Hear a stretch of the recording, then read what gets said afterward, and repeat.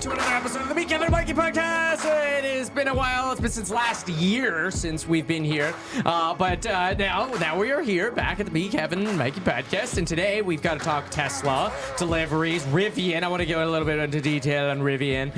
Then we've got Trump, Russia, Ukraine, Israel, Harvard news, Disney news, homelessness. I don't know if we're going to get to everything, but let's get flying into it.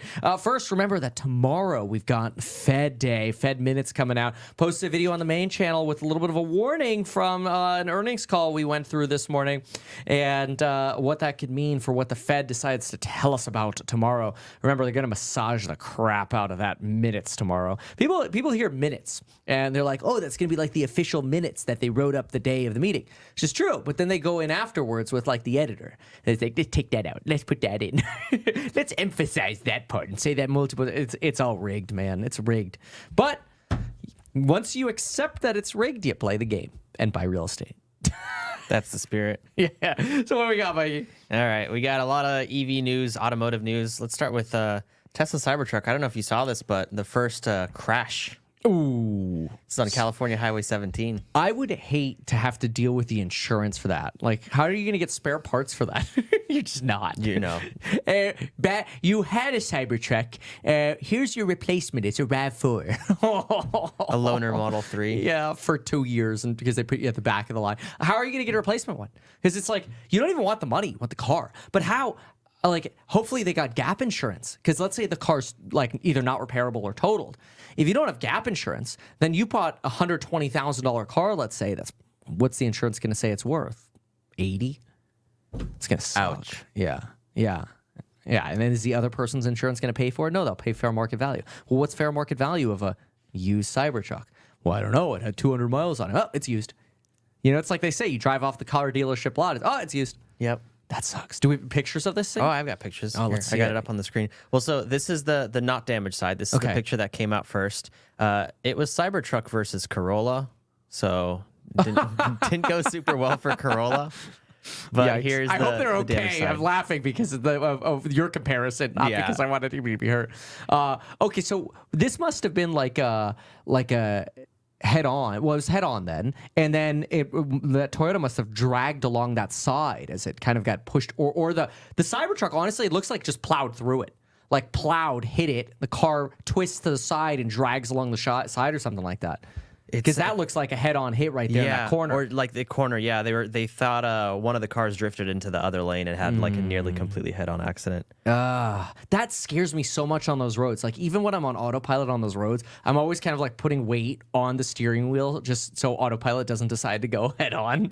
Not that I actually think it would, and I don't think it ever has, but just psychologically, I'm like, I hate head-on. The idea of that is so terrible. Do we know if anybody got seriously injured in this? No, no one that, like, there's no reports on any injuries. A few people drove by and took like videos, but you couldn't really see anything. These are the best pictures I found. Wow. And this is on Highway 17, which is between like San Jose and Santa Cruz. So it's like these really windy roads where that's tough. Everyone's kind of already speeding on there too. Well, and the thing on the windy roads is, you know, like people text and drive all the time. And on straight roads, I'm not saying it's not a big deal, but it's a lot easier to text and drive on a straight road. When you're going 70 miles an hour on a curvy road, sometimes you look down, like, and you might not even realize you just taking a second blink to like, oh, what does that word actually say? You're already drifting in another lane when you have those curvy roads. I drive sometimes the mountain roads in Utah to go skiing, to go up to like on the Salt Lake side. And those roads are so freaking windy, man. You look away for more than a second. I mean, even sometimes a second, you're in the other person's lane. It's scary. It's beautiful there, though. It's nice there. Salt Lake and then Park City on the other side. It's beautiful over there. Okay. How do you feel about Tesla PR? What PR? They have a PR now. They did one PR. Oh, their first PR post on X. Yes. Let's show that. Okay. This is based on a Reuters article, and this is actually a really long post, but they started by saying that Reuters published an article that leads with a wildly misleading headline and is riddled with incomplete and demonstrably incorrect information. I love this. Talks about disgruntled Tesla customers, but that's not factual because we have some of the highest retention best in the industry. And then they go, here's the misleading headline. Tesla blamed drivers for failures of parts it knew were defective. It long knew were defective. The reality, buried in the article, is that Tesla paid for most of the 120,000 vehicle repairs under warranty.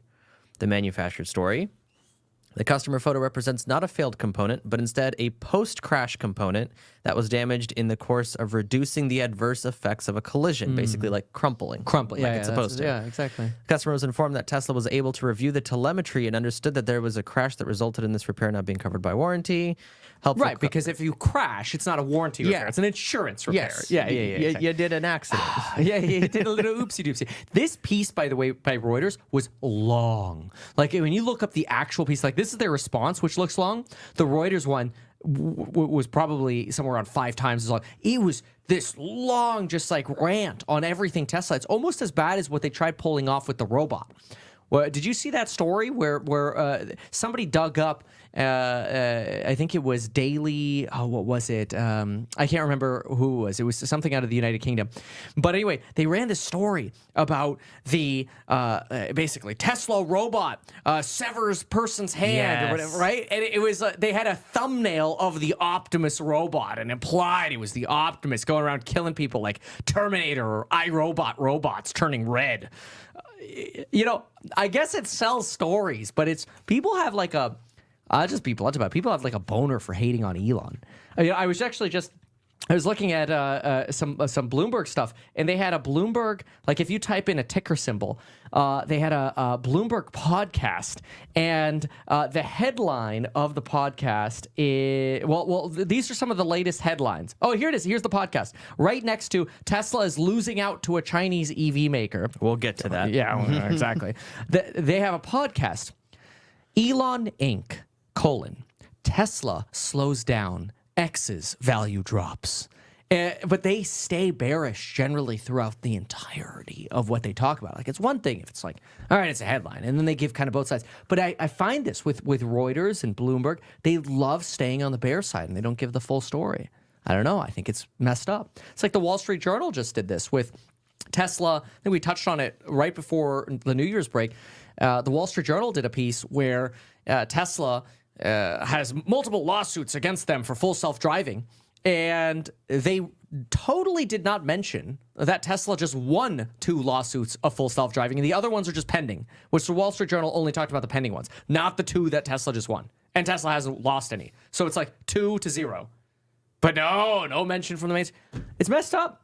I mean, I understand there's some publications that have like their bias to spin, but I expect usually better from Bloomberg and Reuters. That's supposed to be like the source of the information, no right? Kidding. Yeah, I guess you're right. Like Wall Street Journal is a Dow, like Rupert company, Fox News company. So you're right. They got to kind of spin. But yeah, Reuters, they're supposed to be like a newswire, like the original, like these are the facts, and then you take the facts and spin them. Yeah, exactly. Like, you look them up on like bias detector. They're supposed to be like extremely accurate and rarely biased. Well, I guess that's not always true. Who came up with the bias meter?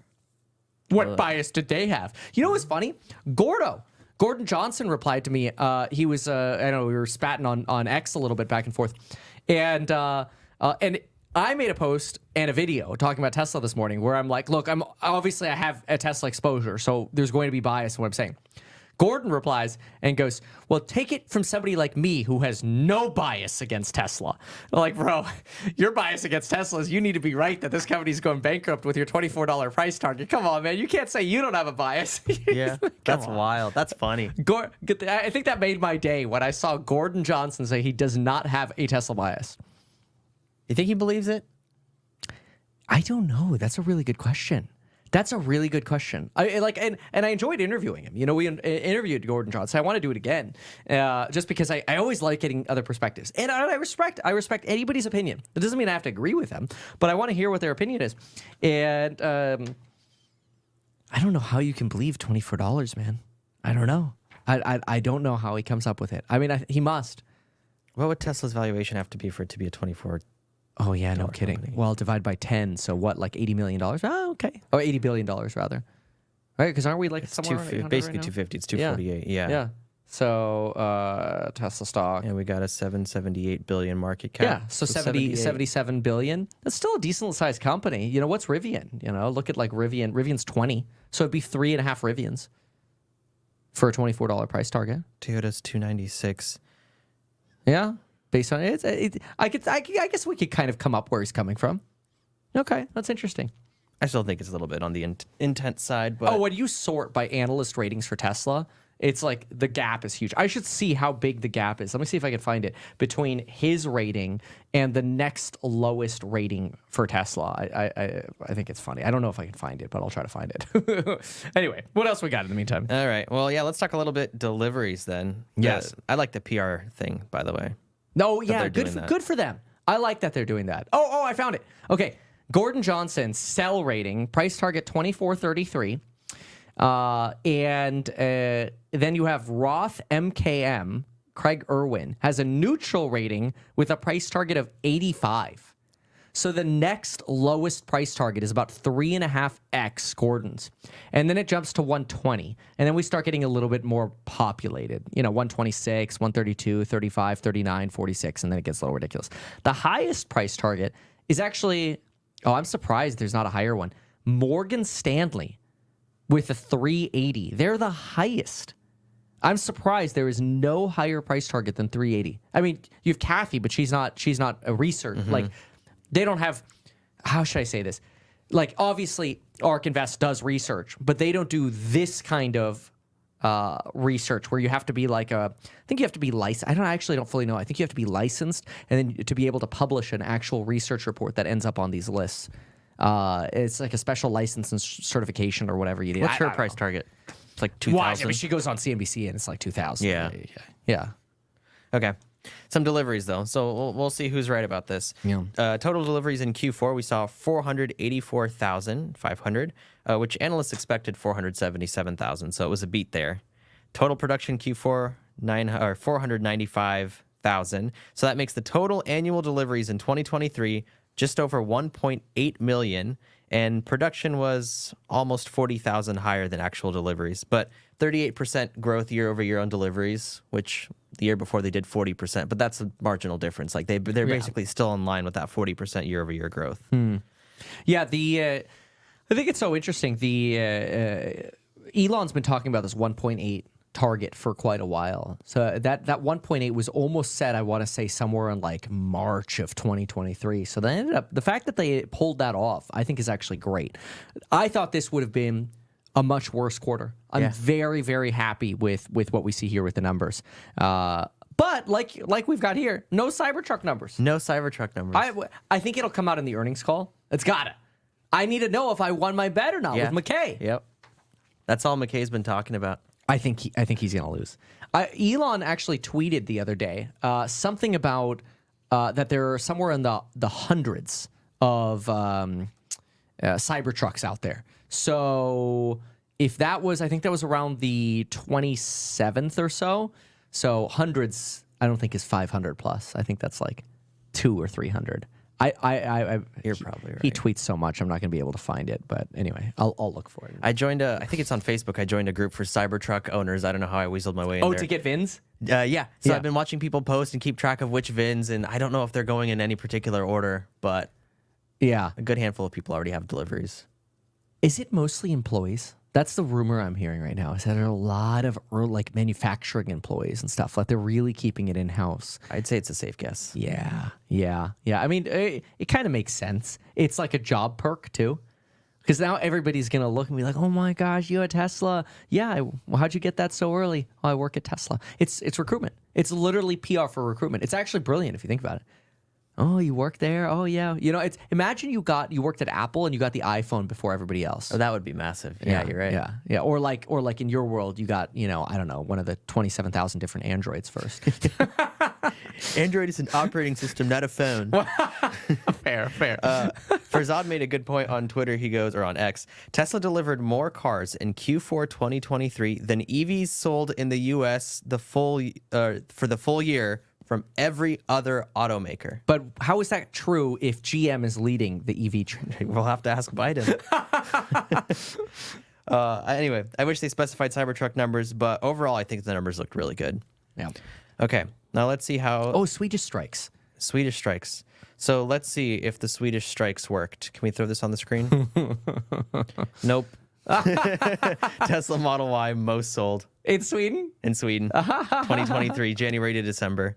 What's the number there? I think there. 16.4 thousand. Wow. Yeah, there it is. Yeah. Got 2 Volvos in second and third place. Which models are those? The XC40 and the XC60. Wow. Well, the ID4 is up there though. Surprisingly high. Oh, that is actually very high. That's yeah. I mean, people are very used to the German brand, vehicles. However, I will say, I think that's why Elon went for Giga Berlin, is to try to steal it's German made. Oh, sure. I don't think the Europeans really want a Chinese made car. There's too much pride. It's kind of like Americans. We want American built. So we got Fremont. We got Texas. What's more American than that? Well, Texas. I don't know. Fremont. I don't know. yeah, Texas. That's a little California. If they could make the Tesla Roadster in Italy, it's game over. Oh my gosh, right. It's aligned with like Porsche, or is McLaren built there as well? McLaren's British, Porsche's German. Oh, I didn't know that. But you have Lamborghini, you have Ferrari, yeah, Alfa Romeo, which is oh, you're right. See, I didn't. Yeah, you're right. Wait, so who's Italian? Because Porsche, did Volkswagen buy Porsche? It was Italian. Or was it always German? Was it always? Always German. Damn it. Porsche. Okay, yeah, I don't yeah, know. Volkswagen bought Volkswagen owns like half of all cars now. That's why. Oh, they own Bugatti interesting. and a bunch of other ones. German. Oh, how interesting. Okay, so who's Italian? It's Lambo. Lamborghini, Ferrari. Those are like the big two. And That's then awesome. Alfa Romeo and a couple others too. And then they make everyday cars, everyday drivers, eh? The Alfa Romeos, they're kind of a middle ground. They're like pretty sporty for regular cars, but I don't. I don't know that much. You have the more of the car insight on this. Yeah. So you drive a Roadster after all. You know this stuff. Yeah. Jack knows more about cars than I do. He's building the Lego. What's he building now? He's building the Lego. Is it the Ferrari? It was something orange, right? No, red now. That's a red one. I think it's a. Oh, that is a Ferrari. It's a Ferrari. It's a Christmas present, right? Yeah. I saw it upstairs. You saw It's that? Ferrari. You saw that? Yeah. And that's Italian then? That's Italian. Okay. Yeah. That is Italian. All right. Anyway. Okay. So Swedish air strikes, did they work? No. Let's move on to the next thing. Did BYD finally beat Tesla in pure electric cars? No. Oh, so tell me about it. So it's been presented that BYD beat out Tesla as far as how many battery electric vehicles they made. And I don't understand why this is done. The industry counts hybrid plug-ins as battery electric vehicles. Wait, I thought... Wait. Because there are hybrids, and then there are battery plug-in hybrids. So you're saying BEVs include plug-in hybrids? Yes. What? That's why the RAV4 hybrid, the Prime, is considered an EV, and it gets it used to get some EV credits. But if it's a regular hybrid, no. If it's a plug-in hybrid, that's considered an electric vehicle. Oh, see, that's a ripoff. And so they're counting those numbers for BYD. Oh, so then it's not even close. No. They sold 1.57 million pure electric battery cars. In last year? Last year, 2023. Okay. So Tesla still beats out there. I mean, they're catching up, no doubt. But most of them are hybrid cars, which to me is an internal combustion engine car, not a battery car. Well, and these, no kidding. BYD product, I think the average is like $25,000 on them, the average selling price. The Tesla, you're like $46,000. So it's a massively different car. Can we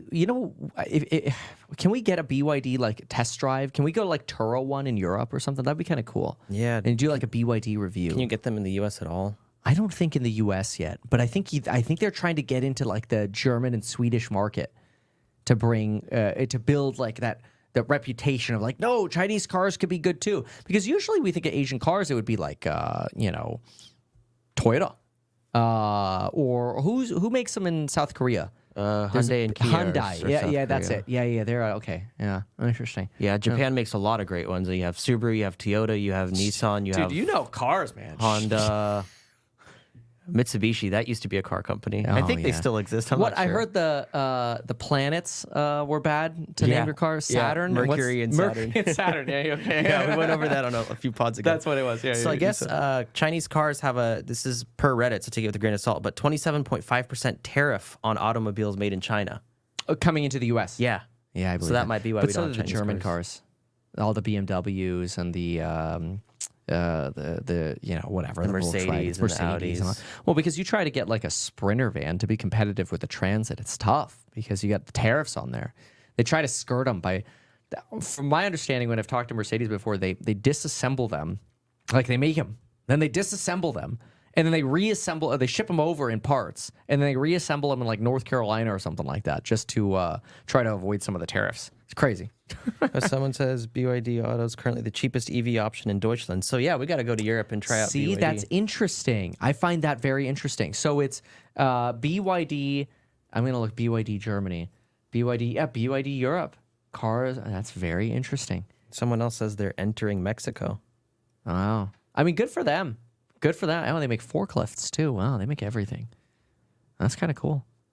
Yeah. So I don't know if that's how much of a big deal that is relative to just delivering an inexpensive battery electric vehicle. Somebody's got to do it. I wish Tesla would introduce the 25K car and compete with them. Because if you had a 25K car, you can compete directly with BYD on the electrics they make. But until then, you are a more expensive vehicle. And yes, Tesla has the benefit of the autopilot and the FSD and the technology or whatever. But a lot of people still don't care about that. They just don't care about the FSD. And I can't drive without it. I love it. I turn it on. It does 90% or more of the work. It's almost like planes, I feel like now. I think that's actually where Elon got a lot of inspiration. The yoke steering wheel from aviation. The how you change the speed, the little scroll wheel on your steering wheel. I think that is also from aviation because when you change the heading on a plane, you change the little dial. Yeah. So I think that's the same. I guess the steer-by-wire. Yep, fly-by-wire, steer-by-wire. Then you've got, what's the other thing? Autopilot. Is a phrase for aviation term, aviation. Yeah. And so you still have a pilot there, but we flew into Truckee, which is like a tough airport to fly into. When was it? I don't know, like a week or no, this was more like 2 weeks ago. Yeah, a couple weeks ago. And we landed, and Connor, our pilot, one of them, turns to me and says, I got this this flight plan that I loaded into the plane.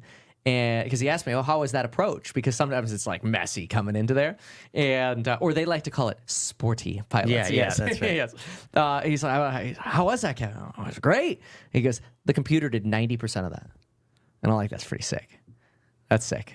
And that's how I feel when I'm driving with FSD in the car. It's like the car's doing 90% of my job. You're monitoring it. Like you're still attentive, but you're not doing all the little things. It's so much safer. It's great. I absolutely love it. Yeah. So that's why I like. I know there's so much excitement around Lamborghinis and Ferraris and McLarens, and I've always thought like, it'd be cool to have. But once I got FSD, I'm like, I just don't want anything else. Like, because I don't want to drive. I just want to get from point A to point B, man. and then of course Tesla started beating with the speed too, which is kind of crazy. Yeah, that's crazy. That's a lot of bang for the buck when it comes to speed. That's hard to beat. Nah, no kidding. All right, what else we got? So let's do a little bit of Rivian. Yes. Rivian releases Q4 2023 and full year 2023 production figures. Not all the numbers are out yet. We're going to find out some things during their earnings call on February 21st.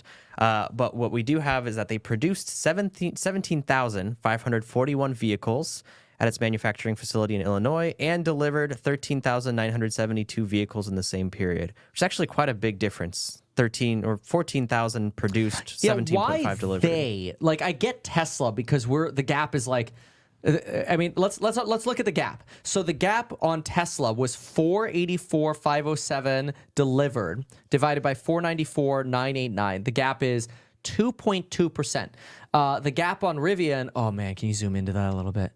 Oh yeah, 17,541, and then they delivered 13,972 divided by 20.5% difference. There's a 10x gap there. Why? It must be Amazon. The Amazon trucks. I bet you they made Amazon trucks and they haven't taken delivery of them yet. Or Rivian is in hot water, but my hunch is going to be Amazon trucks. Because they should be selling all of their vehicles. Why that gap is bizarre. Like when Tesla was delivering these numbers, the numbers were flipped. Somehow they were selling more than they were producing, right? And so the fact that they have this gap between delivered and produced, that's 20.5% compared to Tesla's gap, which is 2.5%. Literally a 10x difference. That's odd. Now, Rivians are more expensive. Now, in 2024, I think the 4 versions of Rivians you can get, 4 configurations, they're only eligible for the 3750 tax credit. Ooh. But they're expensive to start with, though. exactly. And you can get a full $7,500 on the standard level Model X. Model X. Isn't that crazy? So I think it's only almost all of the Teslas you can get the full $7,500 on, with the exception of the cheapest Model 3, I believe it was. And Rivian's only sitting at $3,750. So the government's actually incentivizing people to buy Teslas over Rivians. I don't know that. I mean, that's not going to show up in those numbers because that was from last quarter. Here's the gap is annual weird. one, which is still there, 57.2K. Oh, let me. Can we throw that on screen? Let me see. Yeah. So give me the numbers. 57 produced. 57.2, Okay. delivered 50. 50. So I'm going to go 50, 5122. That's better, but still 12.5%. Yeah, it's still up there. It's still up there. That's 5x. So that's why that gap. I don't understand. They mentioned this exceeded management's most recent full year 2023 production guidance of 54,000, but they didn't mention anything about deliveries in that. Right, because they missed. They missed. Yeah. Yeah, that is interesting. So, I mean, we'll see in their earnings, but I've actually been less bearish on Rivian. I think their stock fell today. I mean, I'm not going to... Oh, yeah, it was down 10%, which is not unsurprising for this company because there's definitely going to be a margin and money concern here. That's why I can't invest in them. They still lose too much money. But I think there's a chance in 2024, this year, there's a chance they could actually go break even on the gross level. So in other words, make a vehicle and have that cover their cost of goods sold, not their OPEX. That'll take a while. Just like Robinhood, that'll take a while. Did you know, I was looking at this morning, Robinhood makes 3 times as much money from interest on the cash they have sitting in the bank account as they do from stock trading and crypto trading, excluding options. So just stock buy and selling, crypto buy and selling, both of those sitting right around $25 million of revenue. They make about $75 million of revenue just from interest. And they're still not profitable. Interesting. Yeah. Yeah, so that's going to be fascinating when rates go down and their interest revenue goes away. I'm like, come on, Robinhood, you guys got to figure out how to make some freaking money. Or keep some money, I should say. They figured out how to make money with commission-free trades. They just haven't figured out how to keep it. And you said, but that's not including options trading. So do they make a lot of money from options trading? Yes, a lot. They still don't make. They're still negative. Okay. Yeah, but their options revenues, I think, if I remember off the top of my head, about 8x their crypto trading or their stock trading. That's where they make all their money. I think it's the spreads. They appeal to the Wall Street bets crowd, I think. 100%. Yeah. 100%. And it's then they do make options really easy. But the spreads have to be so bad. You ever buy like an option on Robinhood and then like it's exactly. That's the right answer. And then it's immediately negative? That's why. Yep. I've seen that even with Webull. I'll see it's like, okay, the average price of this option is going to be this amount. Yeah. Well, let me do like 30 cents over and it'll get there. Immediately executes down 0.5%. Yeah, It's like, oh, you guys are sneaky. Yep. So don't be in a hurry when you're buying options. Be patient. Okay, well, I got some reactions to the Rivian numbers. Okay. So I don't know who this is referencing, but this guy says Rivian missed delivery estimates and growth seems to be slowing, but we were told everybody in LA is buying Rivians. Oh, it's going to be a Ross reference. Yeah, that's all it says to that, but yeah, it's a Ross reference. People have been bagging on him pretty hard. They've been mean to him lately. Yeah, I mean, I've gone I get it. It's the internet. People have been mean to me too. I survived the last 2 years. I need a shirt like. Don't hate on me, bro. I had 2 years of it. But I don't know. I'm just so optimistic about our Nike swoosh playing out. It's been playing out very well so far. And, there's this, I ran the calc right before I came here on multivariate core inflation, basically a fancy way of the Fed's, one of the Fed's favorite ways of looking at inflation. Services X housing, annualized. So I take the 0.17 per month and multiply it by 12. Services X housing inflation, 2.04%. Wow. Fed's there. And that's November. That's not even December yet. 2.04. Services X housing. That's the one everybody was worried about. Everybody's like, wage price spiral is going to leave services X housing skyrocketing. Goods are deflating. Housing's deflating in terms of rents, or at least disinflating. And services X housing was the one everybody was afraid of. And that's at 2.04%. It's like, Fed's done, dude. Do you think we'll see steeper rate cuts than people are predicting? I didn't think so. But yesterday I read a piece where somebody was talking about, was it yesterday or this morning? I can't remember. All my days blend together now. Eventually, at some point, I read a piece in the last 36 hours where there was an analyst I think it was on Bloomberg, a Bloomberg analyst predicting 50 basis point rate cuts instead of 25s. So Three of again, them? huh? Three cuts at 50? Possibly, which that would be really interesting because that'd be such a play. The market's expecting 6 rate cuts of 25 BPs. Yeah. The Fed's like, no, we're only going to do 3 50s. But they're 50s, yeah. That's funny. I didn't even think about that. Yeah. Oh, that's interesting. When do you expect the first rate cut? Yeah, that, soon. I mean, I think it depends on the jobs numbers, but the inflation's done. Why kill the economy anymore? Now, people again, always get mad at me when I say that because they're like, what do you mean prices are so high? It's true. I mean, I was walking around, I'm looking at AC quotes, I'm looking at paint quotes. I'm like, damn, everything's 30% more. But it's not going up anymore. And so that's the adjustment. We have to make the mental adjustment. It takes years for people to actually fully make that mental adjustment. But otherwise, I think the Fed's done. Now they have to be worried about too many people getting fired. That's going to be a problem. Jobs. So, and we got jobs numbers coming out soon. But anyway, I want to see Rivian's earnings. I hope they do well. I really hope they do. They've already moved to the Tesla superchargers too, right? Oh, there's yes, they've moved to the standard. Okay, the standard at least. Okay, Yeah, okay, and then good. there's some of those magic dock ones where they can actually plug in, but most of them still use their own. Yeah, makes sense. Okay, Because they have Rivian specific chargers too. yeah, but I can't imagine how many they actually have. You want the Tesla couple. superchargers? Yeah, you want the Tesla ones.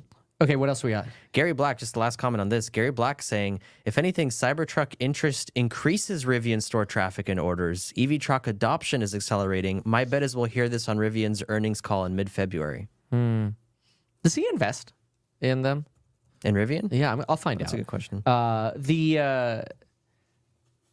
mean, what he's basically saying is the Cybertruck will make people want an electric truck, and so therefore there's a chance they might buy a Rivian.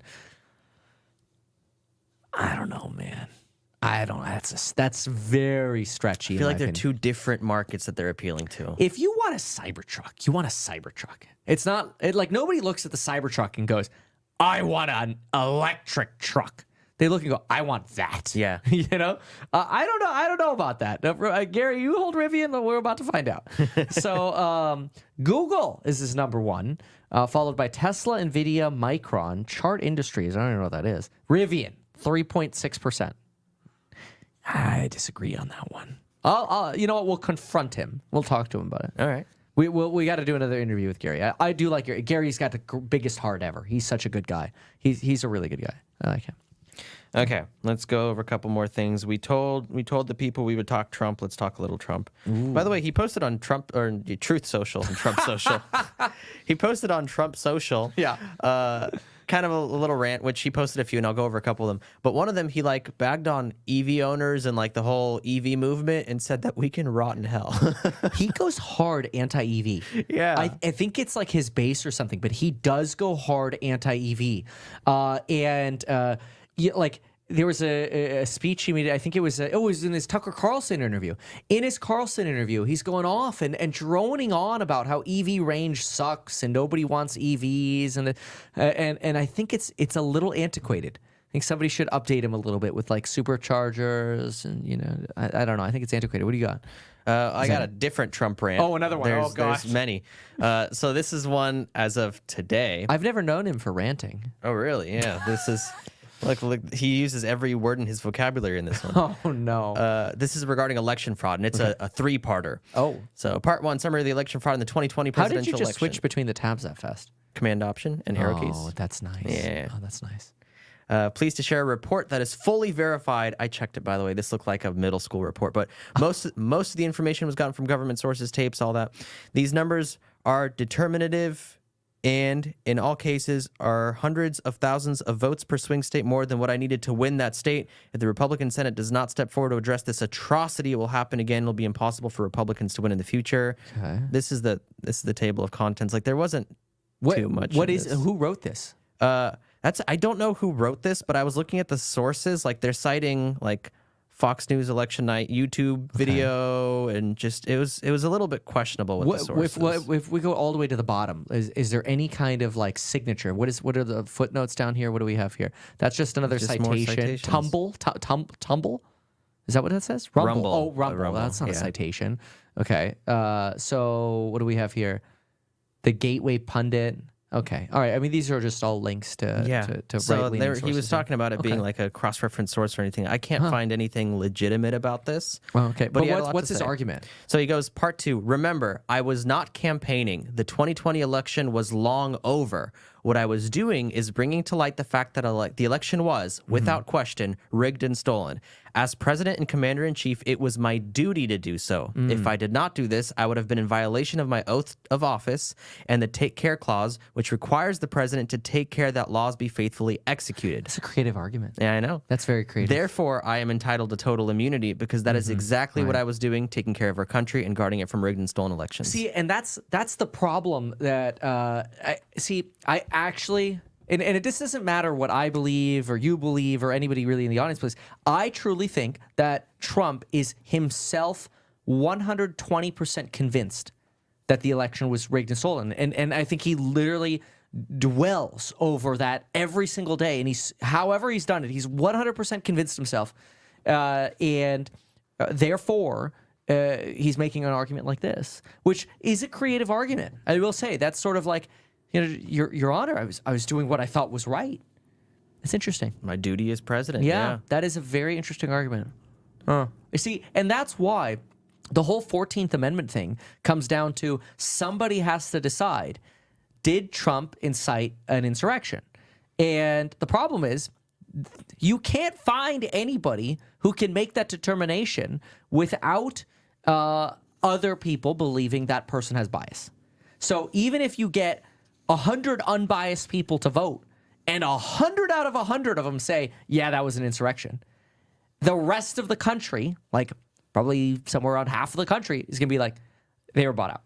Like, there will be no trust at all in any conclusion against Trump is the problem. Because if there's a jury of peers or a court ruling, well, they're biased and it was rigged.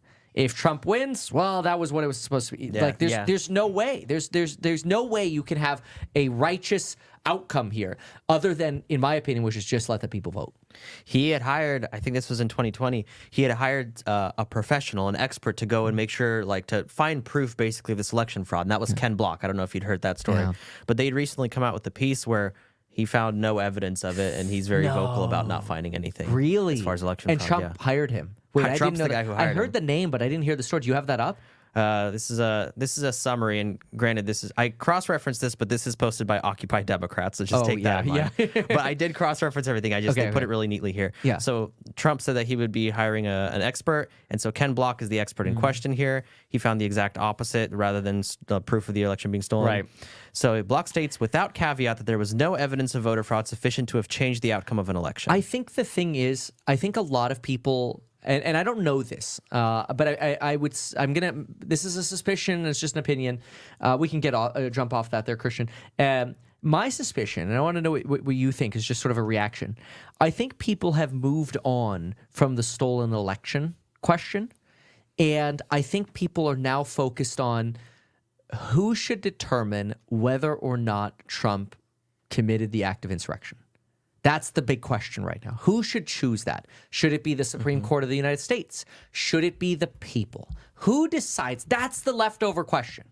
I don't think the leftover question was the election stolen? Because I think some people are going to have their opinion that it was. Some people are going to have their opinion that it wasn't. But I don't think people are arguing about that right now. It's who determines that the president committed insurrection. At what level will America be content with the answer? I think the answer to that is never.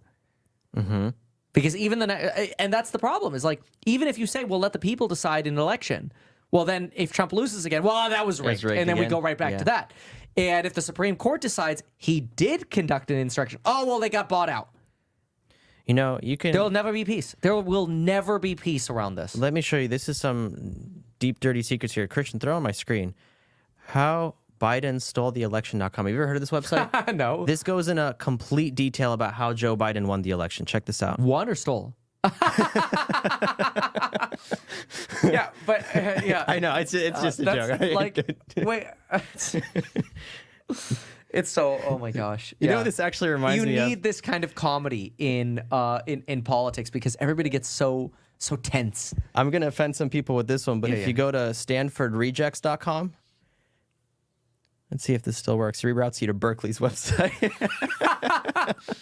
Yeah. Do you remember? And we'll wrap it up after this one. We got to hit a little shorter today, so that means we're gonna have to catch up on some of the other topics like Israel and Russia.